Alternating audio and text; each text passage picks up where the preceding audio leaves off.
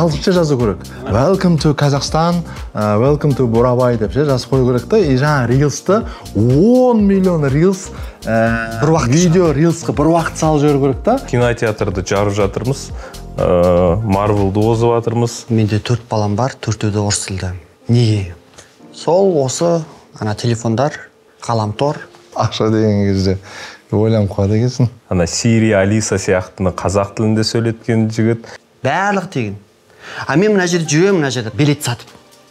Ана жерде неше түрлі жұлдыздар келеді, алаңда тегін береді. Бұл кино әлемдегі мега ғой. Кино әлемдегі базар бәрі бір жерге келіп, өзінің киносын сатады. Басқа 90 бала бітірді. 90 баланың ішінде 4-еуі ғана өз мамандығымен жұмыс істеп жатыр. Қос деген жоба Қазақ, оригинал, стрим, студия, барлық әске келеді. Математикаға бейім, физикаға бейім оқушылар тастамаңыздар. Не үшін сіздерге жарысу Netflix-пен? Сол сияқты бізде қазіргі заманда кішкентай қазақтарға, кішкентай балаларға бізде не болайық та, аға болайық. Бізде сол үшін еңбек етейік.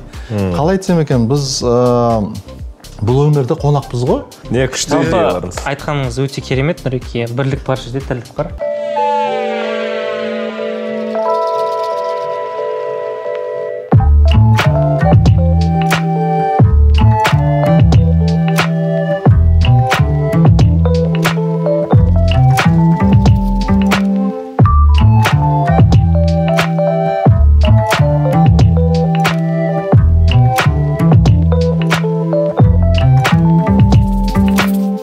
Шешіп салады жанымыз. Нұреке, қалайсыз, амансыз ба? Жақсы, бәрі жақсы. Біраз болып көрінбедіңіз Алматыда.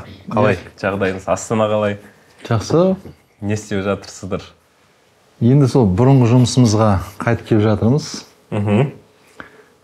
Телевидениеде өзім 17 жылда жұмыс істегем. Сол 3-4 жыл кино түсіріп, қазір қайтадан телевидениеға оралып жатырмыз. Барлығымыз атсалысайық деп елде. Күшті. Ереке, амансыз ба? Аманбыз. Қалайсыз? 91, история, нүкте болды ма? Қазір қандай жоба болып жатыр? Не жаңалық? 91 мен нүкте емес, жалғасы болады. Жұмыс істейміз. Балдарды өз еркіне жібердім. Қазір сол қыздар тобын құрып жатырмын. Құрып болдым. Бірақ жас қыздар. Сол тәрбиелеп жатырмын. Q-pop. Q-pop, мен тірі болғанға дейін Q-pop өлмейді. Себебі ол қазақ тілі. Қазақ тілі. Тек қазақ тілінде ән айтылады. 100%. Окей. Сұранысқа ие дейсіз ғой. Қазақ тілі. Соңғы 7-8 жылда ғой, осы қазақ топтар, жеке әншілер қазақ тілді әндерді айтып, жастарды, енді көп концерттерді көремін, барлық қазақша әндерді қайталап атады стадионда. Бұл да бір үлкен жұмыс. Рахмет. Ереке, сізге рахмет. Қазақ тілінде менде ән жағынан қазір күшті. Кинотеатрды жарып жатырмыз. Marvel'ды озып жатырмыз. Одан кейінгі мәселе YouTube трендте оннан 7-сі қазақ тілінде. Бірақ мен уайымдататын балалардың контенті да өзім әке болғаннан кейін менің дойчам YouTube'ты орысша көреді. Ойындар болса, мысалы орысша ойнайды. Сол бойынша бір идея. Тек қана сіздің проблемаңыз емес бұл. Менде 4 балам бар, 4-ті де орыс тілді. Неге?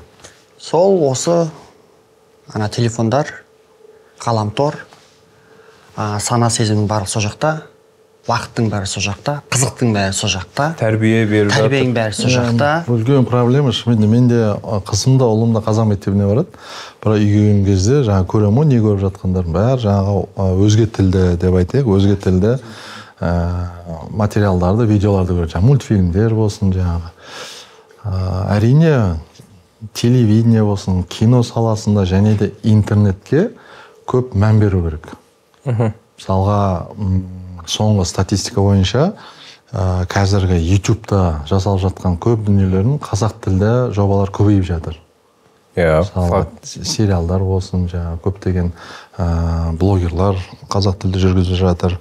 Бірақ аз. Балалар туралы айтатын болсақ, мультфильмдер деген сияқты Мультфильмдер жоқ деп айтуға болады. Осы сұрақ бойынша Абекеден сұрайықшы осыны, иә? Абеке біздің ортамыздағы трабл-шутер, Абеке IT саласындағы маман, таныстырып кетейін. Қазақ тілінде Siri, Алиса сияқтыны қазақ тілінде сөйлеткен жігіт, компаниясы IT-мен айналысады. Өздеріңіз де білесіздер, жай ғана көрермендерге түсіндіріп жатырмын. Абеке, сіз қалайсыз, сіз немен айналысып жатырсыз?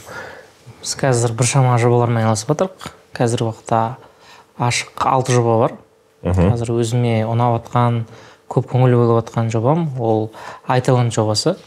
iTalent. Иә, iTalent жобасы. Ол жобаның мақсаты мен талантпын деген ғой, иә? Әрбір адамды былай айтқан кезде продуктивный қылу. Әрбір адам талантын анықтап, сол талант бойынша адамды дамыту. Барлығымыз өзіміздің талантымыз бойынша бірдеңе істеп жатырмыз, айтпақшы, иә? Әр адам өте алады, иә? Әр адам өте алады. Оқушылар, үлкендер. Оқушылар, үлкендер. Былай айтқанда өзімнің тағдырымда қарасаң, кезінде өзім физикаға түсіп кеттім. Физикада жаңағы 5 жыл жүрдім деген сияқты. Мен бірге жаңағы басқа 90 бала бітірді. 90 баланың ішінде 4-еуі ғана өз мамандығымен жұмыс істеп жатыр. Мен туризм бітірдім. Сұраныс жоқ. Нарықта емес мәселе. Мәселе гранттар бөліп тастаған. Физикаға мынанша грант, айтқан кезде там биологияға мынанша грант деген сияқты барлығы жаңағы тегін оқуға байланысты гранттарға түседі. Соның арқасында көбісі жаңағы 4-5 жылын жоғалтып алады да. Соны мектептің деңгейінде шешкім келіп жатыр. Мектепте адамның өзінің талантын анықтап, университетке ары қарай жалғастырады. Бүткіл Қазақстанды цифрлизовать ететін келе ма сонда? Мақсат жыл сайын 1 миллион баланы. 1 миллион баланы оцифровка жасау, иә, таланттары бойынша күшті. iTalent деген ол қазір істеп тұр ма? Істеп тұр, иә. Қанша тұрады? 5000 теңге тұрады. Американдық басқа жобаларды қарасаңыз, Gallup сияқты олар $50 тұрады. Иә, білеміз. Керек десеңіз, бұны мемлекетке мүмкін тегін бергіміз келеді бұны. Жалпы бұл проекттің мақсаты прям коммерция емес. Жалпы арманды орындау. Адам бірінші өзін тану керек, одан кейін қоғамға пайдалы болады. Тұрыңыздар. Негізі мына 30 жылдың ішінде, мысалы мен білім бойынша ше, идеология деп әлде бір белгілі бір дүниеге дейді да, өте көп ақша жұмсайды, келісесіздер ме? Бағдарлама дейді да, өте үлкен ақша жұмсайды. Мысалы мен өзім саламға қарасам, бүткіл концерттер тегін. Мысалы, өзіңіз ойлаңыздаршы, ертең сіздің кинотеатрға тегін келіп мүмкін ба бұл? Ютубтан тегін көреді ғой. Жақсы, кинотеатр, енді ютубінде жарайды. Қазақстанда концерттердің барлығы тегін. Барлығы тегін. Мен мына жерде жүремін, мына жерде билет сатып. Ана жерде неше түрлі жұлдыздар келеді, алаңда тегін береді. Осы жерде мен не дегенге отыр сізге?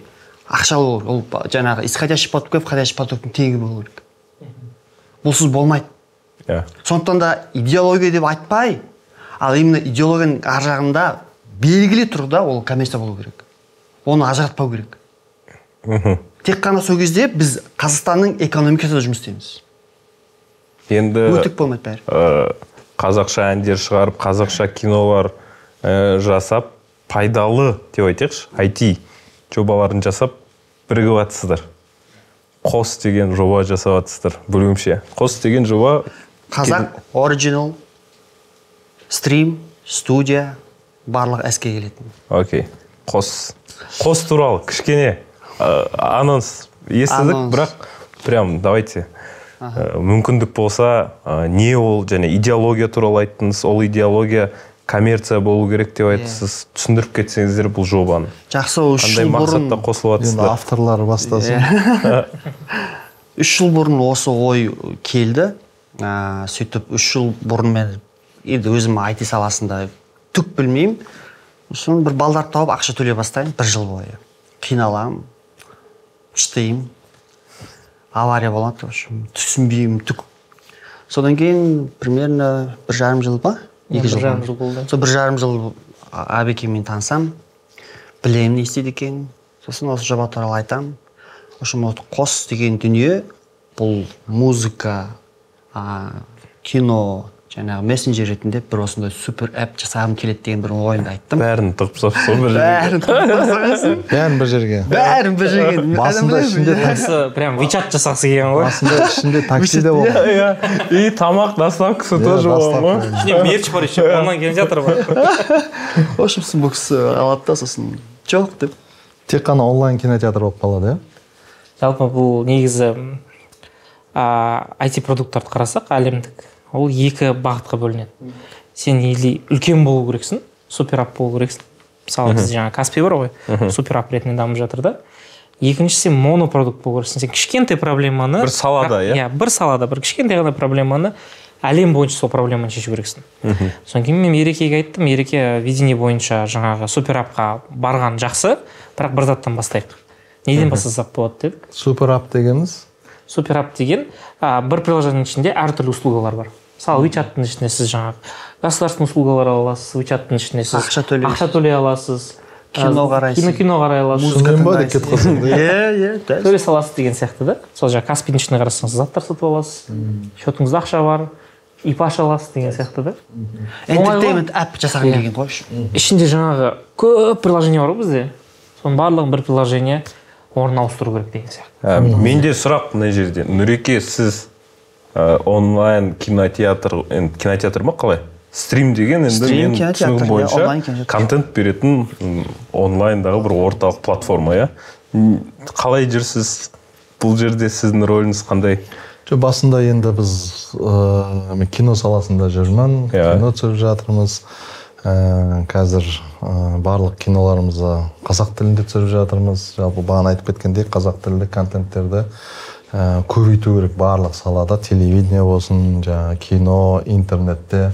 Сосын біз осыдан бір жарты жыл бұрын жігіттермен кездестік. Мен өзім ойлап жүргем, осы пандемия кезінде бізде шетелдің аттарын айтуға бола ма? Енді Иви, Мегаго дейтін, Netflixтен көптеген компаниялар бар екен де, стриминговый компаниясы. Өзі ойлағам, неге бізде қазақстандық компания стриминговый жоқ?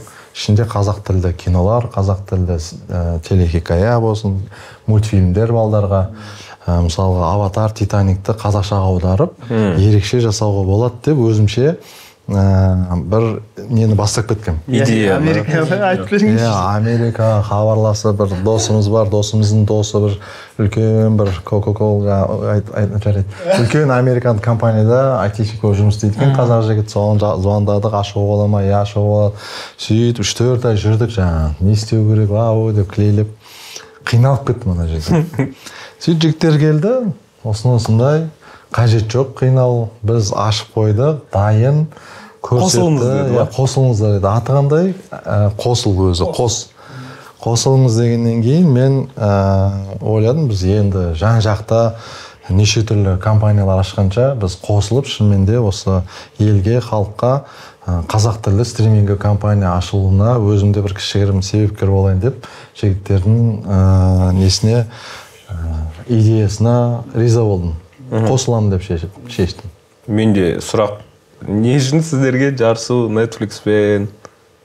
Көп қой енді, Мегаго болсын, Иви болсын, аттарын енді айта берейік. Білмеймін, Marvel-мен жарысып атсыз, енді на жақтан тағы да әлемдік конкуренттер. Қалай болады ол история? Конкуренциядан қорықпау керек. Мысалға біздің мен жеке көргім келеді, единорог, мысалы қазақ тілінде, білмеймін, дұға болсын, қаул болсын, бірақ маған қызық сіздермен бастапқы идеяларыңызды түсініп алу не болады? Бастапқы идея бұл өзіміздің контентімізді, жалпы әлемдік контентті, өзіміздің контентімізді, өзіміздің ана тілімізде көру ғой жаңағы. Сондықтан мысалы Аватар болсын, Титаник болсын, басқа да кинолардың... Мультик бола ма? Мультфильмдер балаларға. Мультик болса мен қосылам. Аниме болар, Дисней. Ергеңдер ТВ Токио қателеспесем, сонда үлкен компаниямен келісім шартқа отырайын деп жатыр. Екі сериал сатып аламыз. Нарутоны қазақшаға аударайын деп жатыр. Құпия Наруто емес, бірақ соған жетеміз. Бірақ екеуі сатып аламын деп жатырмыз. Сондай бір, енді бұл басты идеясы өз тілімізде көру ғой. Бұл жерде ешқандай бір қатты ойланатын нәрсе болған жоқ. Бірден кездестік та, жақсы идея екен дедік. Әрине болған үлкен конкуренция, бұл енді ютубтың өзі сіздерге конкуренция ғой былай қарап отырғанда. Барлық нәрсе ғой. Енді бұл жерде тегін деймін. Бұл жерде тек қана неміз емес, уақытымыз емес, бұл жерде үлкен қаражатты қажет ететін болды. Қаншама біз партнерлар іздедік, қанша демеушілерді әлі іздеп жатырмыз. Өйткені жаңағы Япония Наруто болмас, басқа да бір мультфильмдерді аударуның өзі, дубляж жасау қаншама қаражат кетеді. Ол еще индустрия ғой, жаңадан көтерілу керек. Иә, жаңағы айтып кеткен бұрынғы шетелдік кинолар бар ғой, жаңағы Голливудтың, олардың бәрін аудару қазақшаға үлкен. Мысалы, Спайдермен қазақша сөйлесе, Титаник қазақша болса. Үлкен қаражат қажет еді, бірақ біз соған қарамастан осы жарты жылдай болды, қатты кірісіп кеттік. Енді бұйырғаны, мен ойымша ең басты ниет қой. Ниетіміз дұрыс. Андай қазақша болмай ма бастысы? Сәлем, мен Питер Паркер. Жоқ, олай болмайды. Ауызекі тілде. Ауызекі тілде. Ауызекі тілде. Жалпы негізі Абеке, сіз IT маман ретінде айтып кетіңізші позицияңыз. Жалпы мен бизнес жағынан айтайын. Бизнес жағынан айтқан кезде біраз анализ жасадық. Басында идея енді осы қазақ тілін дамыту болды ғой. Одан кейін ол кез келген социальный проект, ол бизнес проект болу керек. Өз тірі қалу үшін, өз жүру үшін деген сияқты да аяқ қолы пайда болу керек. Былайықтың кезде жаңағы Netflix-ті қарайық. Netflix-тің 5% контенті 200 миллион подписка алып келеді. 5%.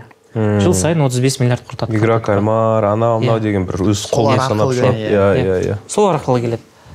Біздің ой негізі бұл жобада Netflix-пен конкуренцияға түспей, Кинопоискпен түспей, Ивимен түспей, белгілі бір аудиторияларға жұмыс жасау. Мысалға, қазақ аудиториясы. 4 миллион таза қазақша сөйлейтін аудитория бар. Оған Netflix жұмыс істемейді, оған Кинопоиск жұмыс істемейді, оған Иви жұмыс істемейді. Кейбір кинотеатрлар бармайтын жерлер де бар, иә? Ауылдар, қалалар. Иә. Мысалға жаңағы өзіміз оларда целевой аудитория ғой, мен түсіндім. Жаңа өзіміздің жаңа СНГ-дағы жаңағы біздің Иви сияқты, Око сияқты платформаларды қарайтын болсақ, оларда 1,5-3% қана қазақша. Олар бізбен қалай конкуренцияға түсе алады? Егер де біз жыл сайын 500-1000 контент қазақ тіліне беріп жатсақ. Тура солай ретінде Өзбекстанға кірсек, тура солай Индонезияға, тура солай Вьетнамға кірсек, бізге конкуренция болмайды ғой. Бұл жерде платформада емес әңгіме. Бұл жерде именно контентте. Сіз неге YouTube-қа кіресіз, сіз неге Netflix-қа кіресіз? Сіз үшін ол негізі қолданушы ретінде бәрібір. Сіз үшін контент важны. Демек жаңа айтқымыз келгені, мемлекеттер, кейбір мемлекеттер бар, тілмен проблемасы бар.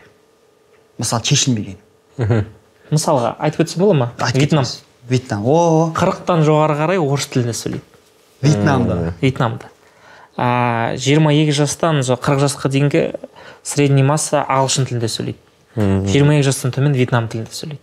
22-ден төмен. Иә. Вьетнам тілінде ешкім контент жасап жатқан жоқ ол жақта. Мәселе сода да. Сондай аудиторияға кіре алу мүмкіндік болады. Ондай мемлекеттердің саны көп.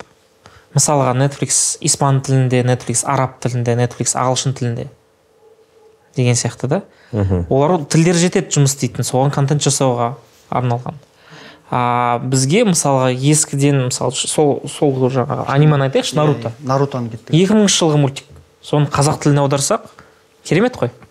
Иә, мен оны көрмеген аудитория. Нарутоны көрдің ба? Басын көрдім, до конца жетпедім. Бірақ құндылықтары жақсы. Титрін көрдім. Басында құндылықтары жақсы негізі. Бауырмалдық, бауырластық деген сияқты. Басында серияда деген одан кейін білмеймін. Хорошо. Проблема мен көріп тұрған контент жасаушылар жағы жете ма? Нұрлан аға, мысалы, сізде әлде таза, мысалы, әлде тек Нұрлан аға сияқты адамдар ғана контент жасайла ма? Әлде, мысалы, мұнда түсіріп атқан жігіттер контент?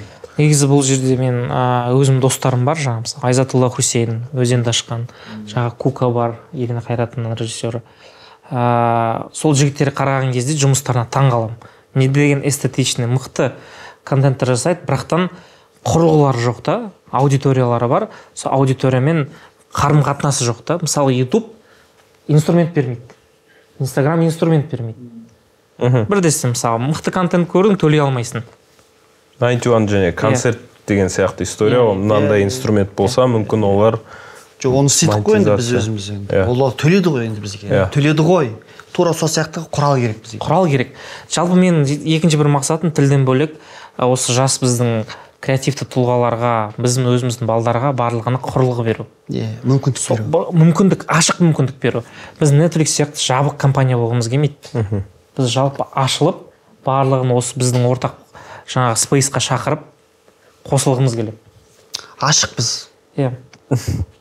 Ол деген ашық болсақ, біз мысалы 50-ден 70%-ға шейін бүкіл түскен ақшадан берсек, ол ортақ обмені дұрыс деген сөз да. Қалай сіз продакшн ретінде жоқ енді коммерциялық предложение ұсыныс деп айтамын. ұсыныс жалпы енді абай дұрыс айтады, егер де контент дұрыс болса көрермен де болады.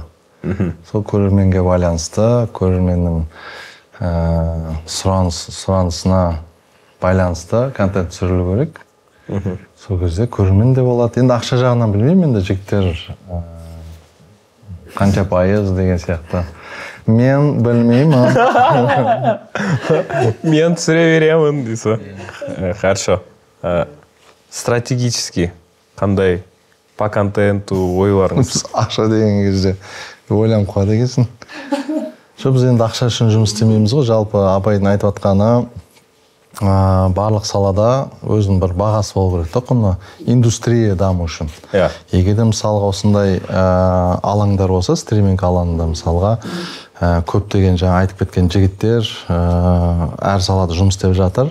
Егер де соларға осындай құрал берілсе, және де оны көрермен қолдаса, ол табыр дүние жасауға, табыр кино түсіруге өзінің мотивациясы болады да. Сондай өнер адамдарына мотивация беретін. Менде сұрақ мотивация. Мен мысалы блог түсірдім. Вайнер болдым. Менің кезімде мысалы гифтардың уақытынан емеспін, гиф жасаман, инфокурстардың уақытынан емеспін. Және де менде мотивация бір моментте бет келе жатты. Одан кейін жаңағы ақша табу керек, кәсіп жасау керек деп бизнес саласына, маркетинг саласына өтіп кеттім мысалы үшін да. YouTube'та болсын, сіздің киноларыңызды қазір кинотеатрдан кейін халық көреді. Иә, жалпы біз YouTube'дан тегін көреді. Қалай бізде культура дамымаған ғой? Халықтың өзі дайын ба бұған? Вопрос. Біз енді мен төлеймін дегенсің ба? Мен төлеуге дайынмын сіздер үшін деп еді. Біз енді әрине киномызды жоқ, бірақ таза патриотизмді нете алмайсың ғой. Кинотеатрда көрсетеміз, бірақ өкінішке орай Қазақстан бойынша барлық қалаларда, мысалға аудандарда, ауылдарда кинотеатрлар жоқ, сондықтан да көп көрермен бізге жазады, нұрлан біз қашан көреміз деген сияқты. Сонда біз енді кинотеатрмен келісе отыра, өйткені кинотеатр енді бағана айтып отырмыз ғой, индустрия. Егер де мен кинотеатрмен бірге сол уақытта YouTube-қа салсам, жұрт ел кинотеатрға бармайды, кинотеатр бармаса кинотеатрлар жабылады деген сияқты. Жалпы индустрияны сол заңдылығымен жұмыс істеу керек. Сондықтан біз кинотеатрға береміз, сосын кинотеатрлардан өзіміз былай айтады ғой, бір этика бойынша рұқсат сұраймыз, енді YouTube-қа көрсетейікші халыққа деген сияқты. Соны бір 6-7 айдан кейін біз YouTube-қа саламыз. Кинотеатры жоқ ел көру керек.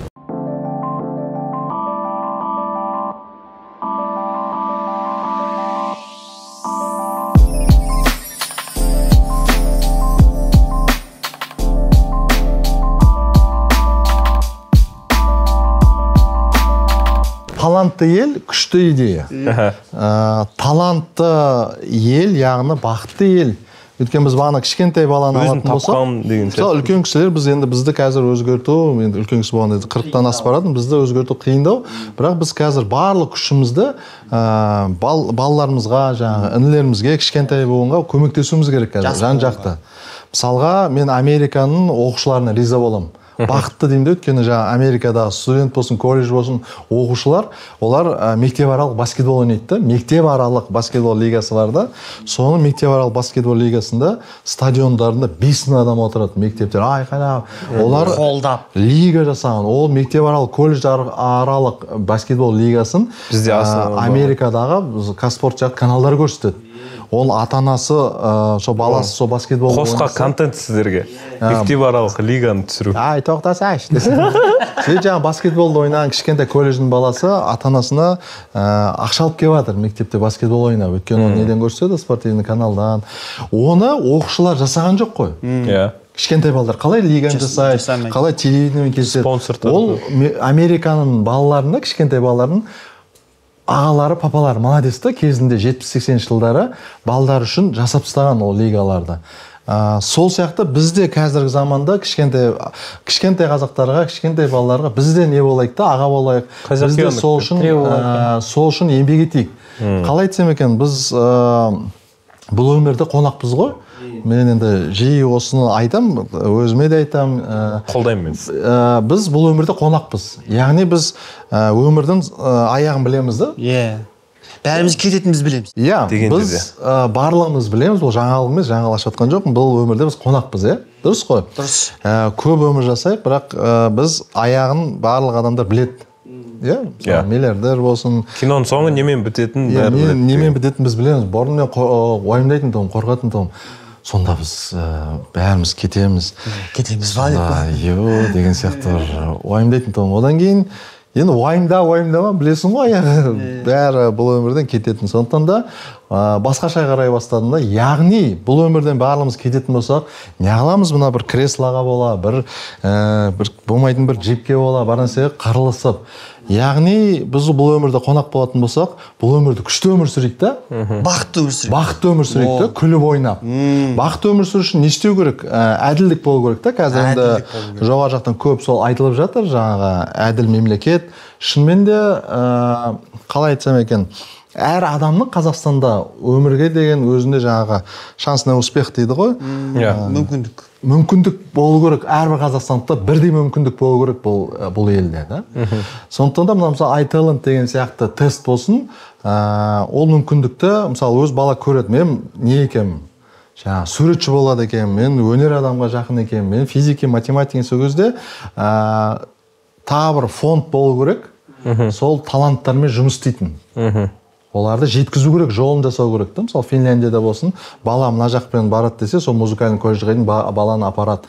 Бізде де Қазақстанда, яғни әр бала кішкентай кезінен өзінің жолымен келе жатса, ол яғни сол жолда өзінің қызын кездестіреді, жаңағы әйелін болашақ кездестіреді, бір-бірін түсінетін, семья, отбасы құрылады, сосын бір-бірін идеяларын қолдайтын, одан бала туылады, бір өзінің жаңағы бақытты жолын табады деген бағытын табады. Енді қазір көп жаққа кетіп қалдық. Айтайын дегенім, бізде Қазақстанда күшті идеяда Абайдың айтып жатқан талантты ел деген идеология айналдыру керек. Ол не деген идеология? Бір-бірімізді қолдау. Бұл өмірде біз қонақ болсақ, әрбіріміз бір-бірімізге қолдауымыз керек. Сен не істей аласың? Демеп. Мысалы бір қалай айтсам екен, бір-бірімізге көмектесе отырып, біз содан ләззат алуымыз керек та, содан лайк жинауымыз керек деген сияқты ғой. Мен мысалға, қалай айтсам екен, мен анимация мультфильм түсіре алмаймын да мысалға. Еркең жасай алады, түсіре алады. Абай айтишник. Еркең Абай танылса, мен таныстырып жіберуім керек деген сияқты ғой. Сондай қоғам құрастыру керек. Бір-біріне жаңа айтады ғой, жақсылықпен жарысайық деген сияқты. Сосын мен айтып кетейін дегенім, бұл енді әдемі не дейді жаңағы сөздер ғана болмау үшін не істейміз? Маған қызық болады. Іс болу керек, не істеу керек? Жалпы бұл өмірде енді шыны керек, ақша керек қой бәріне. Қазір заманда енді тамақ жейін десең де ақша, оқуға түсейін десең де ақша, мысалға бірдеңе істейін десең де ақша. Бәрі ақша болады. Өмірдің бәрін ақша болмаса да, ақша деген құрал дейсің. Ақша деген құрал ғой енді. Мысалы, үй соғайын десең де ақша керек деген сияқты. Сондықтан бұл ақша несін шешіп тастау керек, сұрағын. Қашпау керек, одан. Қашпау керек ол сұрақтан. Яғни біздің елімізге ақша керек. Ол соны мысалға IT әлемінде жұмыс істеп жатқан жігіттер, жалпы осы IT-ға жастар көп бару керек. Неге? IT-шник болу үшін қандай сабақ білу керек? Математика, физика. Негізі бүйтіп қарасаңыз, математический склад болма керек қой. Сонымен не үшін оқимын деп жүргендер болса, бәрін емес, мысалға математикаға бейім, физикаға бейім оқушылар тастамаңыздар. Қазір әлем өзгеріп жатыр, қазір барлық технология болып жатыр. Біз осымен қазір таксиде шақырамыз, тамақты аламыз, бәрін осымен жасап жатырмыз. Яғни 10-20 бұл 7-8 жылдың ішінде болып жатқан дүние. Яғни бұл қазір тез дамып жатырмыз ғой. 10 жылдың ішінде барлық технология байланысты болады. Біздің Қазақстанда мысалға ғылым министрлігіне, білім министрлігіне көп енді ақыл айта алмаймын, бірақ оқушыларды осы қарай бұру керек деп ойлаймын, технология жағына. Мына жерде біз ертең болашақта біздің қазақ жастары қалай ақша таба алады деген сияқты. Енді бұрын заман бойынша Астан. Әр ғасырлардың өзінің дәуірінің несі бар, фишкалар дейді ғой. Мысалы кезінде қалай айтсам екен, бәрін айтайын ба десем. Тоқтамаңызшы. Оты бар адам өлмейді бұрынғы заманда да, немесе біреудің жылқысы болса жылқымен бір жерге баралайды деген сияқты. Әр заманның өзінің нелері бар, фишкалары. Кезінде мысалға не шықты деп айтайық, заңдылықтарды деп айтайық, мұнайдан бастайық. Мысалы бір 19 ғасырда мұнай пайда болды да әлемді өзгертіп жіберді. Бәрі мұнай болса күшті болады деді. Одан кейін тағы бір нәрсе шығып кетті. Мысалға оның алдында біз бәріміз садақпен жүрдік. Алдында ағашмен төлесіп жүрдік, одан кейін тас атып жүрдік мамонттарға, одан кейін садақ ойлап тапты, садақ атып жүрді, одан кейін біздің ата-бабамыз атты үйретті да, атты үйреткеннен кейін бүкіл әлем жаулап алды. Өйткені ат ол сол заманның несі болды да, интернеті. Атқа мынау неге тез келе жатыр деген сияқты да. Сөйтіп, ол заман өзінің фишкасы. Яндекс ма сол кездің? Яндекс. Порох бар ғой, порох. Ататын порох. Күкірт. Күкірт па? Күкірт деген ше. Сөйтіп, бір ғасырда порох шығады да, сосын білмеймін, біздің жерден өткен шығар, бұл Қытай жақтан Европа қарай. Сол кезде біздікілер біреу қателесіп қалды деп ойлаймын. Мына порықты алайық аға деген шығар біреу, сосын біреу аға айтқан шығар, не қыласың, біз садақпен бәрін бір-бірін шығарамыз. Сөйтіп ол порох біреулер алып алды да, 400 жыл болды енді. Әлі қиналып жатырмыз. Сол жерден қисып кеттік па? Сол жерден қисып кетіп қалдық, садаққа сеніп қалдық. Әр заманда тренд ұстай алмай қалдық. Сонымен жастарға айтайын деп жатқаным, интернетті дұрыс пайдалану керек. Бұдан не дейтін, қорғану қажет жоқ. Бұнына бір пайдалану керек. Бүкіл ел болып. Ат сияқты ғой үстіне отырып, асау болса үйретіп деген сияқты. Интернеттен басқа әлемдер қазір мойындап, бізге не ағып жатыр ғой, енді біз солардың ішінде жүрік қой қазір. Енді жаңағы абай дұрыс айтты, трендке айналдыру керек. Мысалға біз кезінде порықты жіберіп алдық та, садақпен бәрін қырамыз деп, порықпен бізді пушкамен қырып тастады. 300 жыл, 400 жыл болды, бас көтере алмай қалдық. Елдерді айтпай қойын, көрші елдерді. Содан не келеді ол порықтан кейін? Сол порықты алмағаннан кейін. Біз өзіміздің контентімізді түсіре алмай қалдық, қазақ тілінде сөйлей алмай қалдық деген сияқты. Біз қазір көп сұрақ қояды да, Нұрлан, неге біз жаңағы балаларымыз жаңағы мультфильмдер өзге тілде, мен қойдым ғой және. Иә, сіз қойдыңыз ғой, бәрін қойдыңыз. Сөйтіп, бәрі сол сұрақтар қойып жатыр да, ол сұрақтың түбі бар да ана жақта.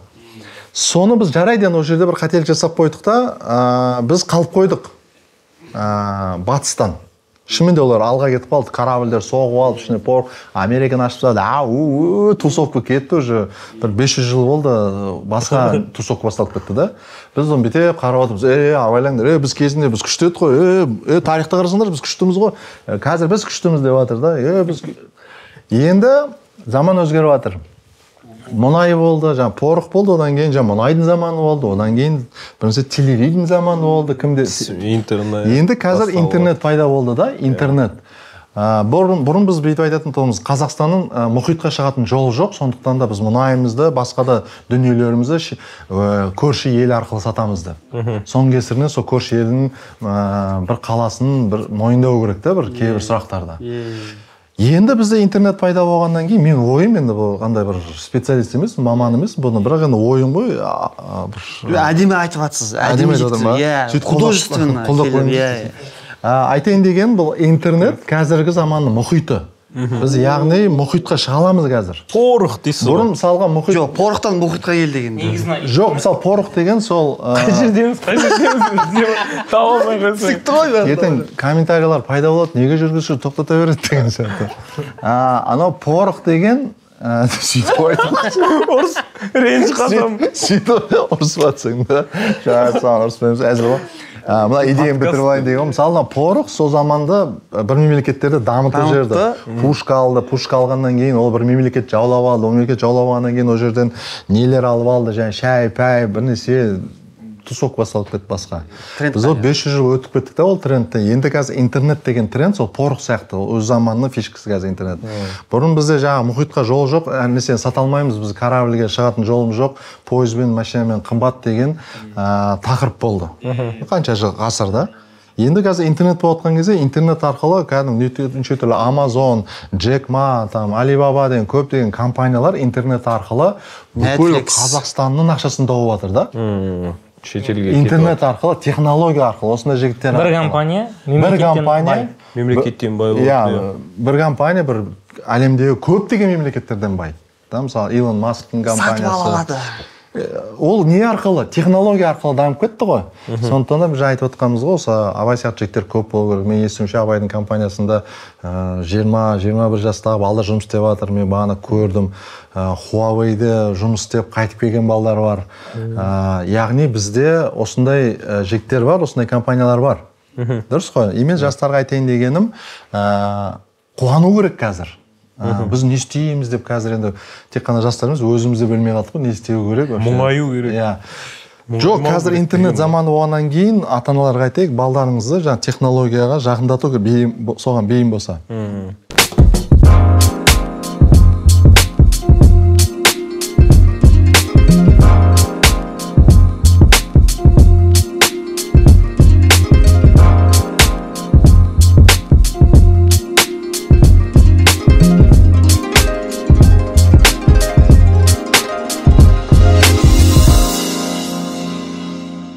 Сіздің идеяларыңыз өте күшті, керемет.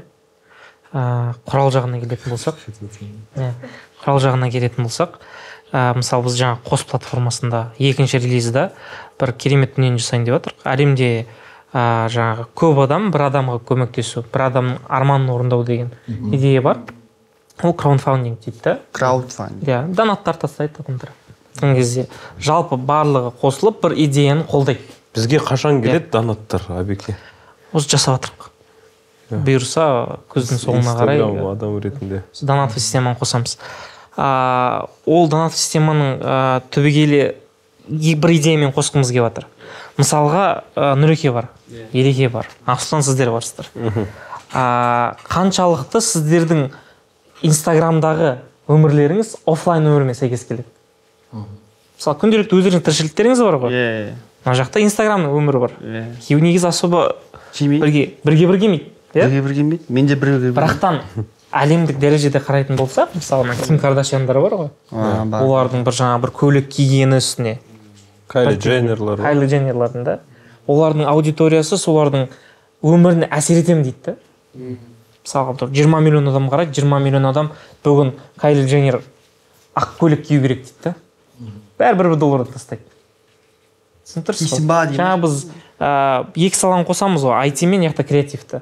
Біздің жаңа айтқанда TikTok'тағы хамяк шықсын солай. Қостың ішінде деген сияқты да. Фильмға адам әсер ете алады да. Мысалы бір қоғамдық бір проблема бар. Айтайық. Мың шақты былай айтқан кезде бала шағалары көп адамдарға үйлер соғып беру керек. Ол үшін бір аватар пайда болады, мысалға Ереке сияқты.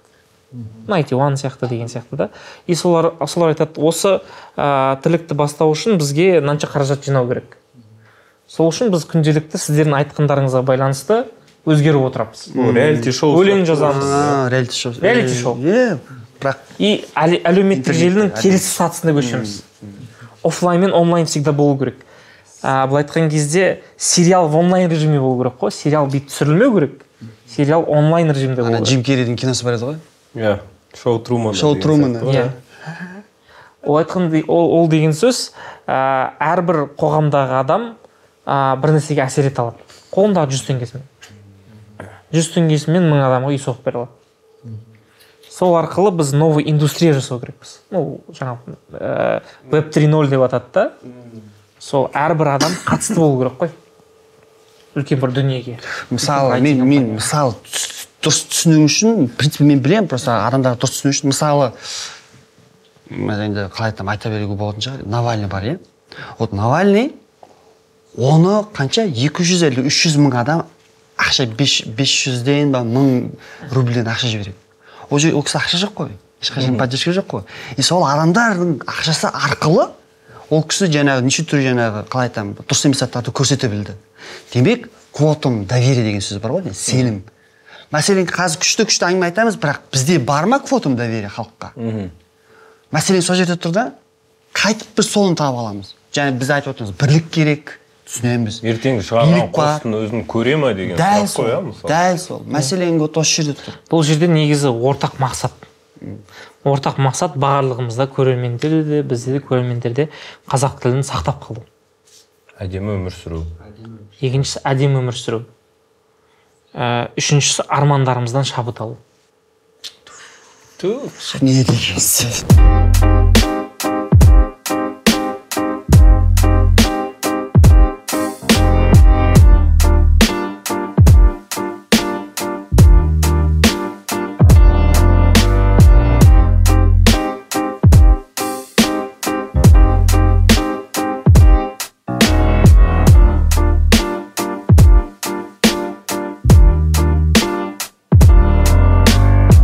Армандарымыздан шабыт алу. Шабыт алу.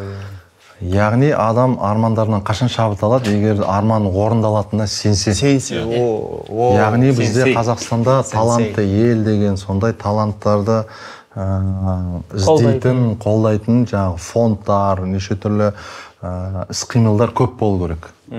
Мысалға менде мынандай ой келді да, былай күлкілі сияқты, бірақ ойластырып көрейік қазір. Айтып жүріңіз сіздің. Мысалға, TikTok Қытайдікі да, Tencent деген компания ғой, қателеспесем. Ол қатты дамып кетіп бара жатқан кезде Instagram Reels деген шығарды. И Instagram сондай алгоритм жасады да, егер де мысалы адам көп просмотр болса қызық кетесің ғой өзің. Яғни Reels'тың алгоритм жасаған, солай Instagram. Сен Reels салсаң, сені көп жерге лақтырады. Сенің просмотрың көбейіп болады, сөйтіп адам TikTokқа қарағанда Reels'қа да сала бастады көп. Reels көбейді қазір. Мен өзіме маған Reels ұнап жүр.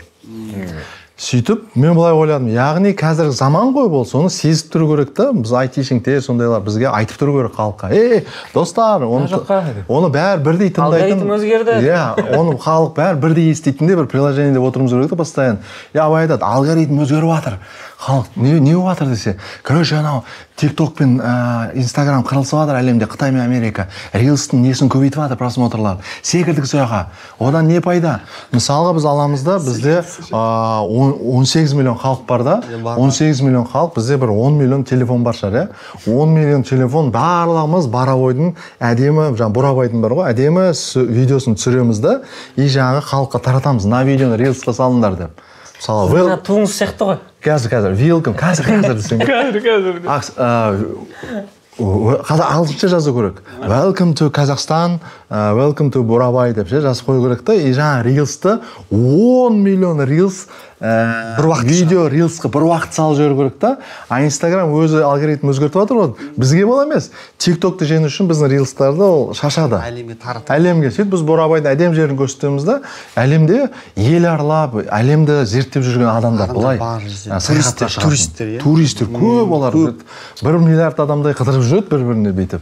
Сол адамдардың Instagram'нан анау шығады 10 миллион. Бурабайдың қай жер ағылшынша барайықшы деп план құрады. Сөйтіп бүкіл әлемге тараған видеолардың ішінен 100 мың адам келсін Бурабайға $1000-мен. $1 миллиард түседі ана Бурабайға. И Бурабайды жаңағы Дубайдағы ең үлкен Бурж Халифа соғылады 1 миллиардқа.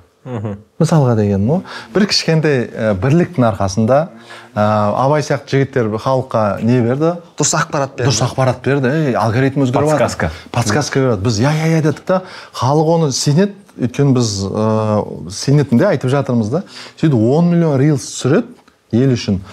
Жарайды, ол мысалы Қызылордада және Шымкенттегі олар әлі мысалға пайдасы шығар Бурабайдағы, бірақ ол бір ел болғаннан кейін қазір Бурабайды бір көтеріп аламыз деген сияқты. Түркістан салып одан кейін Түркістанды мысалы салдық. Енді Түркістанға туризмді дамыту керек дейді. Мысалға, соң Қазақстанда Түркістан жайлы көп неғып жатыр. Біз Түркістан қай жерде екен, біз өзіміз қазақтар білеміз ғой. Жалпы бұл жерде ең пайдалысы шетелден келу керек қой Түркістанға. А Түркістанға шетелден кім келеді? енді Түркістанды жақсы көріп, қай ел келеді? Түріктер келеді. Түркия келеді. Олар кәдімгі Түркістанды қатты сыйлайды, қазақ елін сыйлайды. Түркістан оларға өте не да? Қасиетті жер. Иә, қасиетті жер. Мысалға біз олай жасаймыз. Біз зерттейміз. Бізге 80 миллион Түркиядан қонақ келу, біз оларға барып жүріп қой Анталиясына. Бізге де келе қойыңдар дейміз да. Яғни Түркияны YouTube-на болсын, бағана Reels түркше жазылу керек. Мераба, насылсың Түркістанға келеуің деген сияқты. Сөйде біз Түркияға ғана жұмыс істеуіміз керек қой. Түркістанға кел, кино түсіру керек, сериал түсіру керек, сол нарықты түсіру керек бізде емес. Сол кезде жылына 2-3 миллион Түркиядан адам келіп тұрса Түркістанға. VPN-мен салайық Түркістанды деген сияқты. VPN-мен салайық Түркістандамыз деген сияқты. Ауыстырып қойға болады ғой, Алматыда емеспін. VPN-мен кірді, Анталиядан салып жатырмын деген сияқты. Бізге түсінбей қалдық. Жүрме, түсінді VPN деген анау, басқаша. Өзіңіз түсінбей қалдыңыз. Бір жерде андай. Вниманием қалып кетсе. Не күшті идеяларыңыз. Айтқаныңыз өте керемет, Нұреке. Бірлік бар жерде тірлік бар. Иә. Бұл негізі бар ғой, Нұреке, бір ырза болғаным, жаңа сіз біздің туды салдыңыз ғой. Қазір әлемде қаншаншы орында тұр? 2-ші орында ма? 2-ші орында 12 миллион. Иә? Значит, халық бірікті ғой. 12 миллион коммент. 12 миллион 300 мың ба, сондай комментарий жиналды. Комментарий. Бұл әлем бойынша қазір 2-ші орында. Иә. Ол деген сөз. Мысалға, мысалы жалауды шығардық, біз туымызды шығардық. Сол жерде біреуге болады екен ғой. Иә, 12 миллион комментарий жиналды. Абай дұрыс айтады, ол бірліктің арқасында. Ол менің комментарийім, сенің комментарийің, бәріміз бірігіп, қаншама адамдар бар, әлі жіберіп жатыр, сол кісілерге ризамын. Күнде қараймын, жіберіп тұрады. Өзінің нелер бар, күнде жіберіп тұратын.